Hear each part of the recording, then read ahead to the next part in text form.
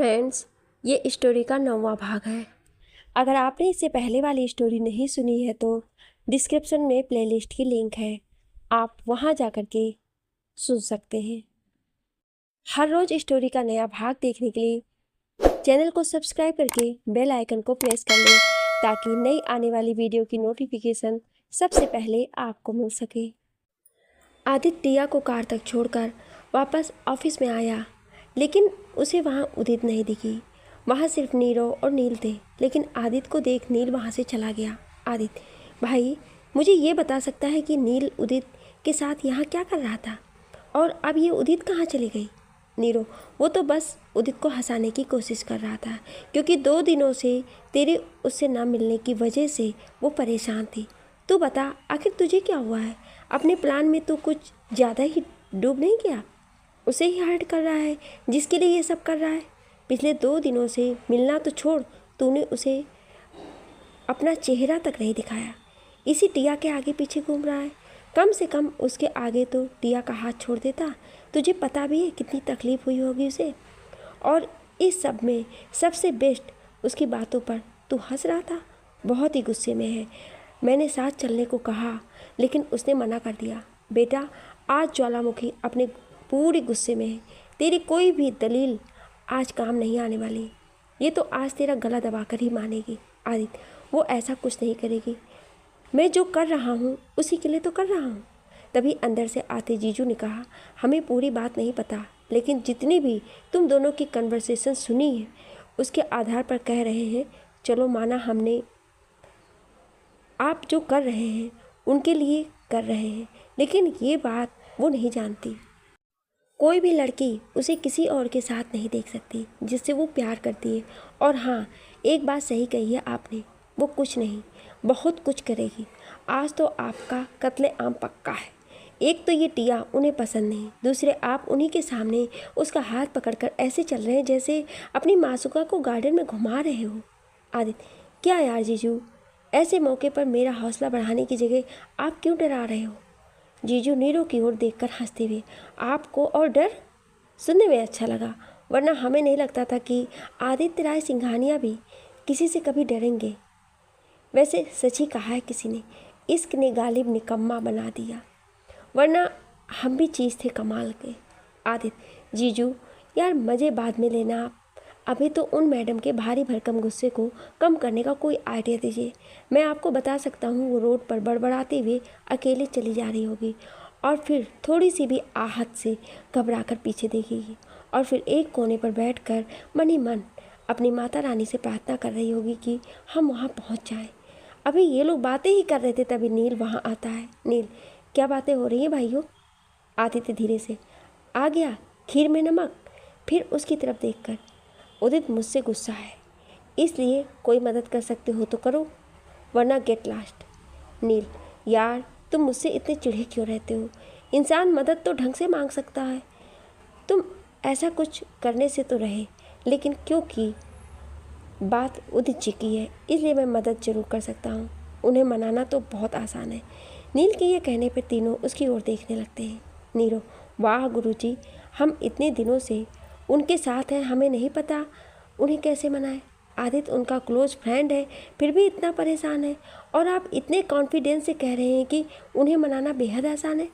नील, वो कहते हैं ना, कभी कभी खोटा सिक्का भी काम आ जाता है। किसी को जानने के लिए उसके साथ ज़्यादा टाइम स्पेंड करना ज़रूरी नहीं है, उसकी फीलिंग समझने के लिए दिल होना चाहिए। और लड़कियों को समझने के मामले में मेरा सेंस ऑफ ह्यूमर काफ़ी स्ट्रांग है। आदित्य खींचते हुए, अगर खुद की तारीफ करने का सेशन पूरा हो गया हो तो कुछ उपाय बताने की कृपा करेंगे आप? नील एक्साइटमेंट में आदित्य के कंधे पर हाथ रख देता है तो आदित्य उसे घूर कर देखता है। नील, चिल भाई, ऐसे मत देख, मैं कोई छोटा बच्चा नहीं हूँ जो डर जाऊँगा। अब सुन। नील आदित्य के कान के पास जाकर, पहले तो उनके गुस्से होने का कारण पता कर। वैसे मैं जहाँ तक समझा, वो इसलिए तुझे गुस्सा है क्योंकि तूने उसके बिजी होने का बहाना बनाया और फिर टिया के साथ टाइम स्पेंड किया। मुझे तो तुम सबकी दोस्ती वाली थ्योरी पर भी शक है, क्योंकि कोई भी दोस्त अपने दोस्त को किसी और लड़की के साथ देखकर गुस्सा नहीं होती है, और ना ही कोई मेल फ्रेंड अपनी फ्रेंड को अपने ही भाई से बात करते चिढ़ता है। नील की बात सुन आदित्य के साथ जीजू और नीरो भी उसका चेहरा देखने लगते हैं। नील, शक्ल से लगता होगा लेकिन मैं इतना भी पागल नहीं हूँ, तो उस बात को रहने दे। अभी आगे की बात करते हैं। अभी तू उनके पास जा। इस वक्त वो गुस्से में है, इसलिए वो जो भी बोले उसे शांति से सुनना। जैसा कि तेरा बिहेवियर है वैसे गुस्सा मत करना। ये सुनकर आदित्य ने आईब्रो उठाकर उसकी तरफ देखा तो नील ने कहा, जीजू और नीर से पूछ ले चाहे तो। अब आदित्य ने बेचारों वाली शक्ल बनाकर जीजू और नीरों की ओर देखा तो उन्होंने भी नील की बात का समर्थन किया। आदित्य, ठीक है, नहीं करूँगा गुस्सा। अब आगे। नील, फिर जब उसका गुस्सा शांत हो जाए तो उन्हें लेकर एक लॉन्ग ड्राइव पर जाना। इस बहाने तुझे उनके साथ वक्त बिताने का मौका मिल जाएगा। उनकी नाराज़गी का सबसे बड़ा कारण ही ख़त्म हो जाएगा। फिर उन्हें एहसास दिलाना कि उनसे ज़्यादा इम्पोर्टेंट और कोई नहीं है तेरी लाइफ में। आई एम श्योर वो मान जाएगी। आदित्य, बस इतना ही? नील, मेरे भाई, गर्ल्स के लिए यही चीज़ें स्पेशल होती हैं। फिर शांतनु की ओर देख के, सच कहा ना जीजू? जीजू, भाई इस बात से तो हम एग्री करते हैं। लड़कियों को सिर्फ हम और हमारा टाइम चाहिए होता है, बाकी तो वो खुद भी कर सकती हैं। नील, हम उन्हें अपना टाइम दें, उन्हें फील कराएं कि वो हमारी लाइफ में बहुत इम्पोर्टेंट है। हम उनके बिना अधूरे हैं।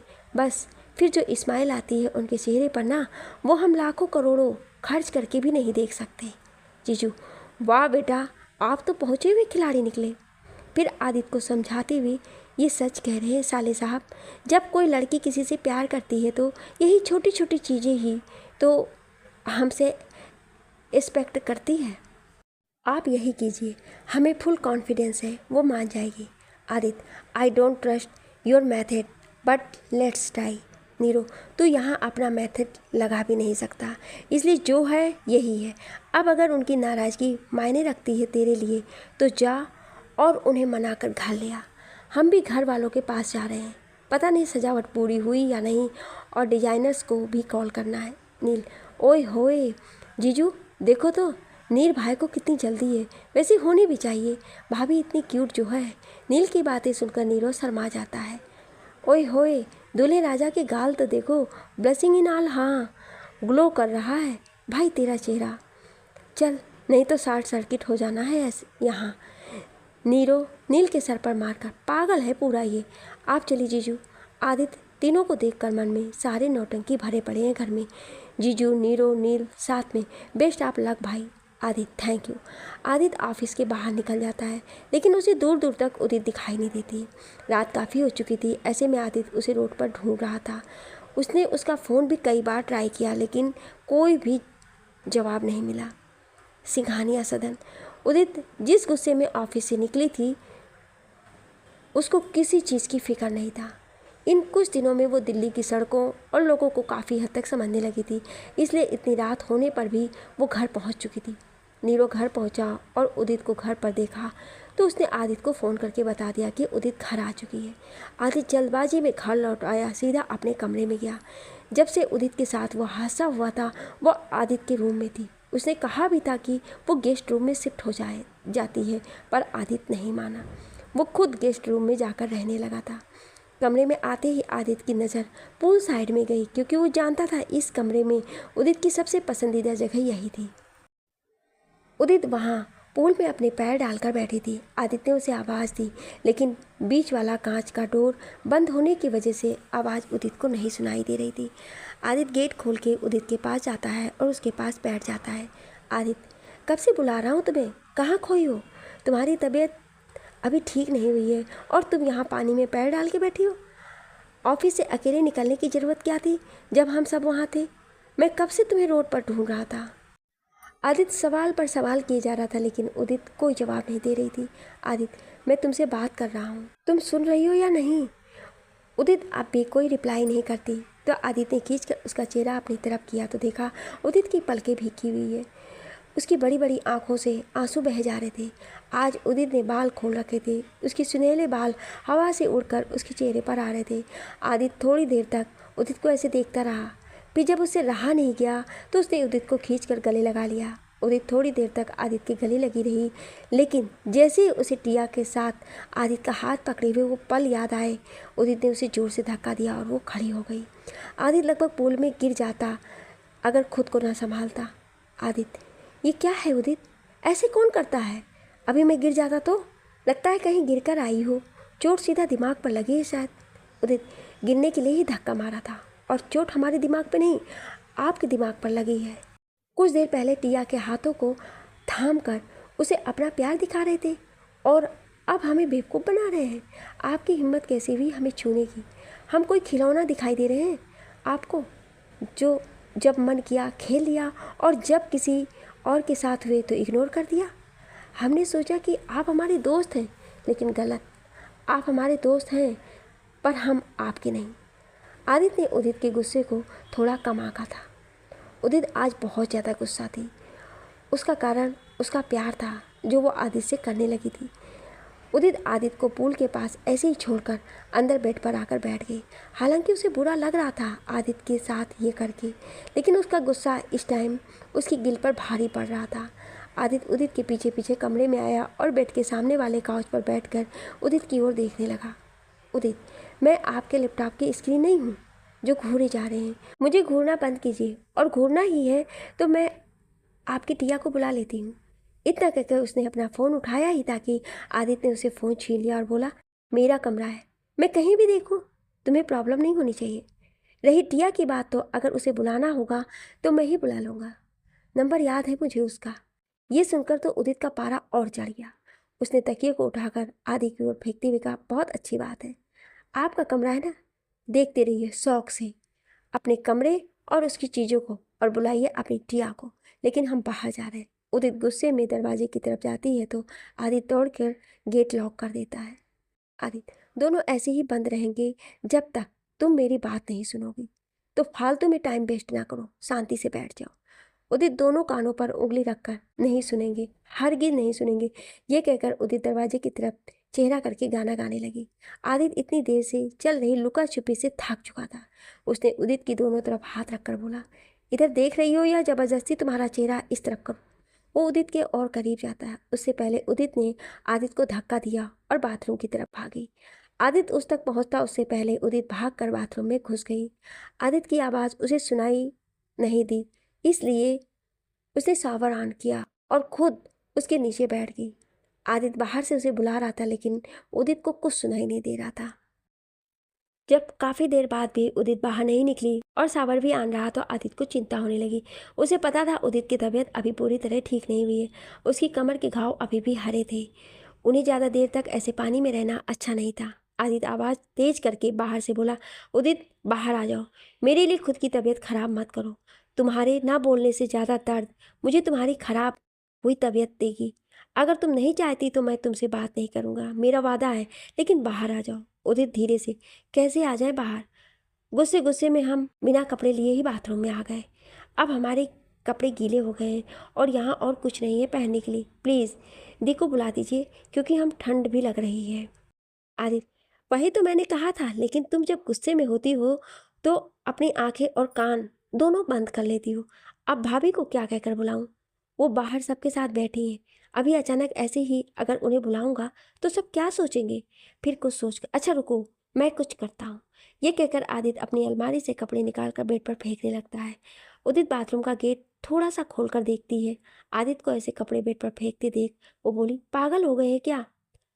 हमें हमारे लिए कपड़े चाहिए, आप क्यों अपने कपड़ों का सत्यानाश कर रहे हैं?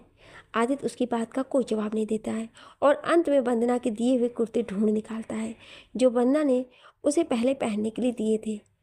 उनसे एक कुर्ता और चूड़ीदार पजामा उठाकर वो उदित को दे देता है। उदित उन कपड़ों को पहनकर बाहर आती है। उदित सर नीचे करके बाहर आती है तो आदित्य उसे देखकर अपनी हंसी रोक नहीं पाता है। दरअसल आदित्य का कुर्ता उदित की फिटिंग से काफ़ी ज़्यादा बड़ा था। वो पूरे कुर्ते में ढक गए थे। उसे वैसे देखकर आदित्य हंसने लगा। आदित्य को हंसते देख उदित ने अपना मुंह बनाया और जाकर एक साइड में खड़ी हो गई। कुर्ता भले से बड़ा था, लेकिन उदित उसमें भी बहुत प्यारी लग रही थी। आदित्य नाराज हुई उदित के पीछे जाकर उसके कंधे पर अपनी ठोड़ी रखकर बोला,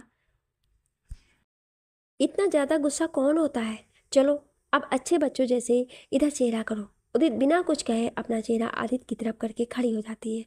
आदित्य ने गुस्से में भरी उदित के गालों को खींचते हुए कहा, तुम गुस्से में ही रहा करो, ज़्यादा प्यारी लगती। ये कहकर उसने मुस्कुराते हुए उसकी बाजुओं के बाहर लटक रहे कुर्ते को फोल्ड किया और उदित का हाथ पकड़कर उसे लाकर बेड पर बिठा दिया। उदित के गीले बालों से पानी टपक रहा था। आदित्य ने उसे वहीं बैठे रहने को कहा और खुद जाकर टॉवेल ले आया। उसने उसके बालों को टॉवेल से कवर किया, उसके बगल में बैठकर चेहरा दूसरी तरफ किया और मेरी ट्यूब उसे देते हुए बोला, ये दवा लगा लो। उदित, हमारा हाथ पीछे नहीं पहुंचता। आदित्य, तो ऐसे ही रहने दोगी उसे?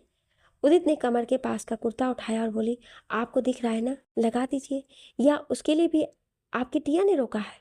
आदित्य ने अपना चेहरा आगे किया और मुस्कुराते हुए उदित को दवा लगाते हुए बोला, टिया ने तो मुझे तुम्हारे करीब भी आने को मना किया है। उदित झटके से उठते हुए, तो जाइए यहाँ से, मानिए अपनी टिया की बात, मेरे साथ अपना टाइम क्यों वेस्ट कर रहे हैं? आदित्य ने उसे पीछे से पकड़ा और वापस बिठाते हुए कहा, चुपचाप बैठी रहो।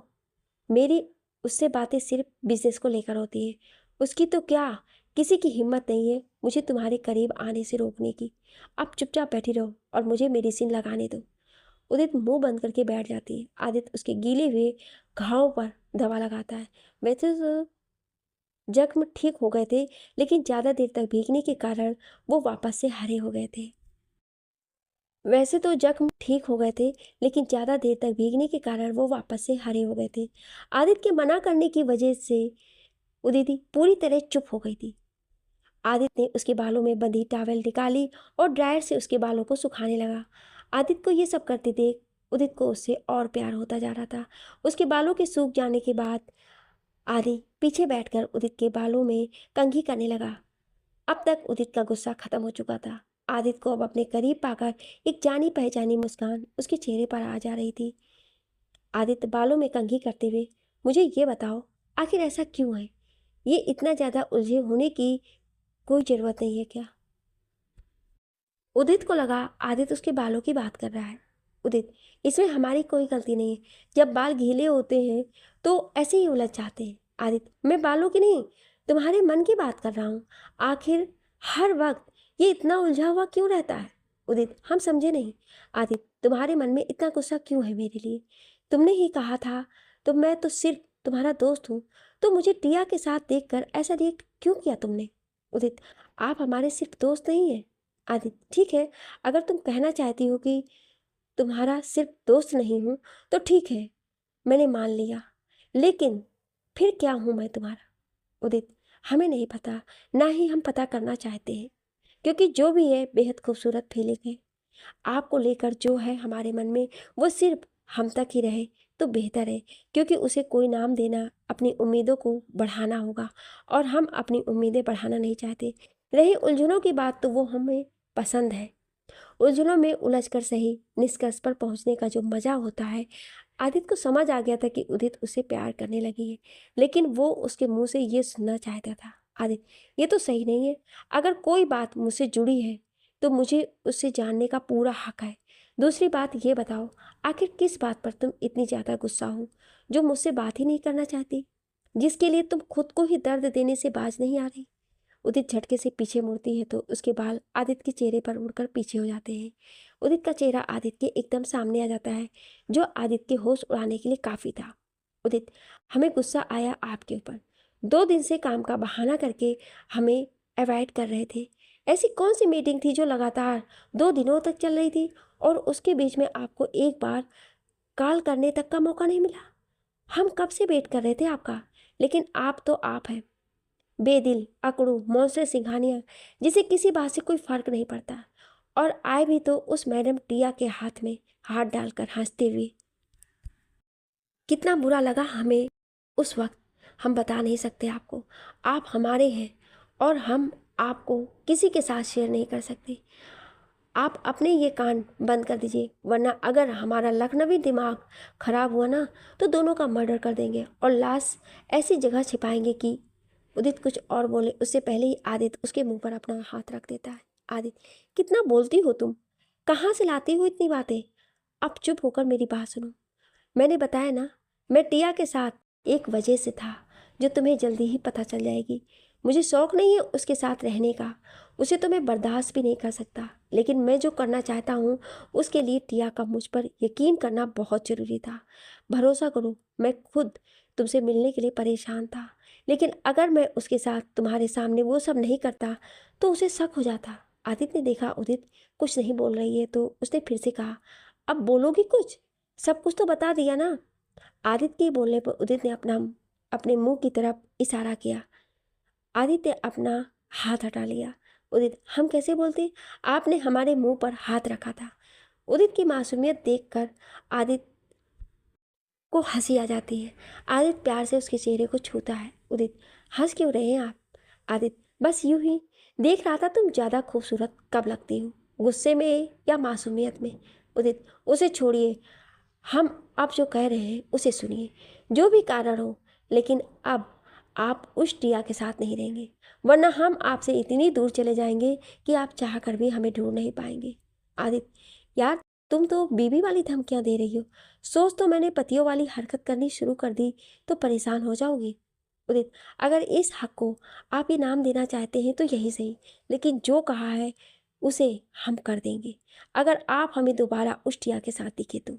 आदित्य, तुम्हारे मुझसे दूर जाने का सवाल ही नहीं उठता है। मैं ऐसा कभी नहीं होने दूंगा। दोबारा कभी मत बोलना कि तुम मुझसे दूर चली जाओगी। तुम्हारी सिर्फ इस बात ने मेरे दिल की धड़कनें बढ़ा दी हैं। आदित्य ने उदित का हाथ पकड़कर अपने सीने पर रख दिया। उदित, वो क्यों भला? फिर नाखून को आदित्य के सीने में चुभाते हुए, यही हाथ रखा था उस टिया ने। मन तो कर रहा है छेद कर दें यहाँ हम।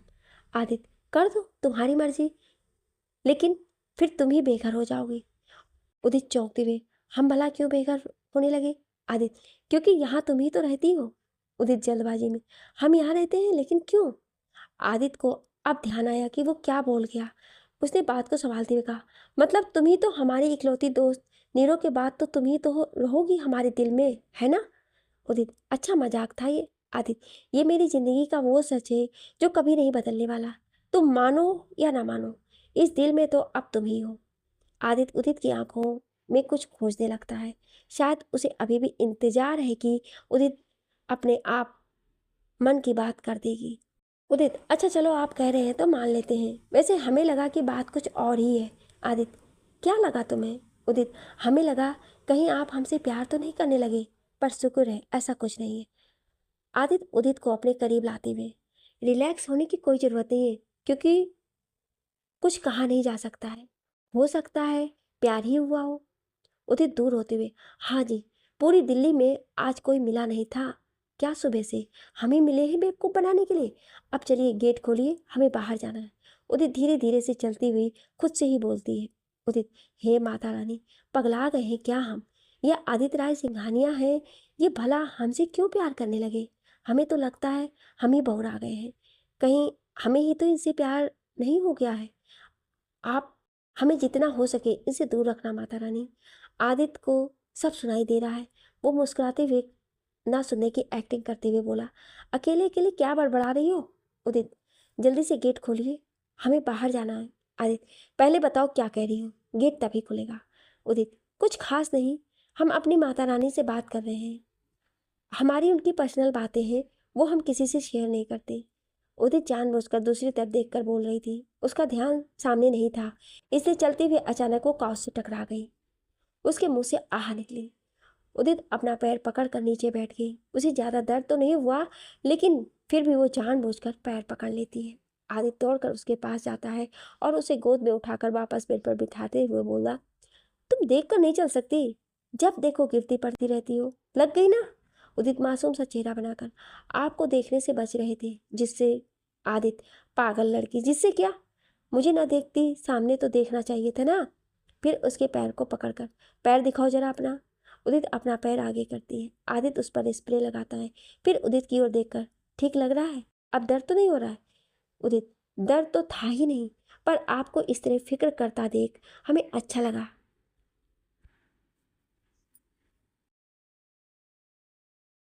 सो हमने बताया ही नहीं। आदित्य, तुम्हें पता है तुम पूरी पागल हो। उदित, हाँ थोड़े से, वैसे अक्सर गिरने की वजह से हमारे साथ अच्छा ही हुआ है। आदित्य, कैसे? उदित, क्योंकि हम जब भी गिरते हैं आप हमें संभाल लेते हैं। हमें तो लगता है जल्दी हमारी सेंचुरी पूरी हो जाएगी। वैसे भी अगर हमारे गिरने या चोट लगने से आप जैसे अकड़ू के मन में थोड़ी सी टेंशन आ जाती है तो ये चोटें अच्छी है। ये कहते हुए उदित आदित्य के बाल बिगाड़ कर जल्दी से पूल साइड वाले से गेट की तरफ भागने की कोशिश करती है, लेकिन वो गेट तक पहुंचती उससे पहले आदित्य गेट को ऑटोमेटिक लॉक कर देता है। उदित वहीं खड़ी रह जाती है। आदित्य, तुम्हें क्या लगा मेरे बाल बिगाड़ कर तुम इतनी आसानी से बच जाओगे? आदित्य सिंघानिया को बेवकूफ़ बनाना इतना भी आसान नहीं है, अभी और प्रैक्टिस की ज़रूरत है। अगर मैं इमोशनल होता हूँ तो बस अपनों के लिए, बाल बिगाड़ने की कीमत तो तुम्हें लौटानी ही होगी। ये कहकर आदित्य उदित की तरफ बढ़ता है। आदित्य को अपनी तरफ आता देखकर उदित अपनी आंखें बंद कर लेती है और अपने कान को पकड़कर सॉरी, दोबारा कभी नहीं खराब करेंगे आपकी हेयर स्टाइल। आदित्य को उदित की मासूमियत पर और भी प्यार आ जाता है। आदित्य उदित के और करीब आता है। उदित, सॉरी आदि, हमने बस एक मजाक किया था। आदित्य, पहले अपनी आंखें खोलो। लेकिन उदित नहीं सुनती तो आदित्य थोड़ी तेज आवाज करके उसे आंखें खोलने को कहता है। उदित आंखें खोल के धीरे से साइड से निकलने की सोचती है, लेकिन आदित्य उसके दोनों तरफ हाथ रखकर उसके एकदम करीब आ जाता है। आदित्य और उदित में बस 2 इंच का फासला रह जाता है। आदित्य, सोचना भी मत, मुझसे बचना इतना आसान नहीं है। उदित, बस बाल ही तो बिगाड़े हैं, कौन सा संसद पर अटैक कर दिया है जो ऐसे घेर कर खड़े हैं हमें? आदित्य, कुछ भी हो सजा तो मिलकर रहेगी। उदित, आप तो ऐसे कर रहे हैं जैसे हमें ट्रम्प के बाल बिगाड़ दिए हों। ठीक है, खड़े हैं यहीं, हमारा हाथ कटवाने की सजा देनी है तो दे दीजिए, हमें मंजूर है। उदित ने अपने दोनों हाथों को फैलाकर कहा। आदित्य उदित के पास आता है। उदित और आदित्य के बीच ना के बराबर की दूरी है। उदित वापस आंख बंद कर लेती है। आदित्य, पहले अपनी ये आंखें खोलो जो बार बार बंद किए जा रही हो। उदित ना में सर हिलाती है। आदित्य, मैं कह रहा हूँ आंखें खोलो वरना अभी किस कर लूंगा। उदित डर के आंखें खोल देती है। उदित, तुम बहुत बुरे हो। आदित्य, कोई नई चीज बताओ जो मुझे ना पता हो। फिलहाल हाथ नहीं कटवाना है, अभी के लिए मेरे बाल बना लो। उदित, बस। आदित्य, पहले जो कहा है वो करो। उदित आदित्य के बाल बनाने के लिए उचकती है, पर आदित्य की हाइट ज़्यादा होने के कारण पहुंच नहीं पाती है। आदित्य, क्या हुआ, जल्दी करो। उदित, हम पहुंच नहीं रहे। आदित्य उदित की कमर पकड़कर उसे ऊपर उठाता है। आदित्य के छूने से उदित की सांसें रुक जाती है, वो वापस जम जाती है। आदित्य, जल्दी करो, मैं पूरी रात तुम्हें उठाए नहीं दे सकता। उदित धीरे से, तो मैंने थोड़े कहा था बच्चों जैसे गोद में उठाने के लिए, नीचे उतार दीजिए। आदित्य, पहले बाल बनाओ। उदित उसके बालों को पहले तरीके से उसके बाल सेट करती है। तभी आदित्य का फोन बजता है और बैलेंस बिगड़ जाता है। दोनों गिर पड़ते हैं, आदित्य नीचे और उदित उसके ऊपर। थोड़ी देर के बाद दोनों एक दूसरे की आंखों में खो जाते हैं। तभी वापस कॉल आती है तो आदित्य कॉल उठाता है। उधर से एक आवाज़ आती है, सर काम हो गया। आदित्य के चेहरे पर एक रहस्यमयी मुस्कान आ जाती है। आदित्य अपने मन में, तैयार हो जाओ टिया सूर्यवंशी, कल तुम्हारा आखिरी दिन होगा सिंघानिया मेंशन में। आगे की कहानी जानने के लिए सुनिए अगले भाग में। क्या आप अगला भाग सुनना चाहते हैं तो कमेंट में यस जरूर लिखिएगा। Thank you.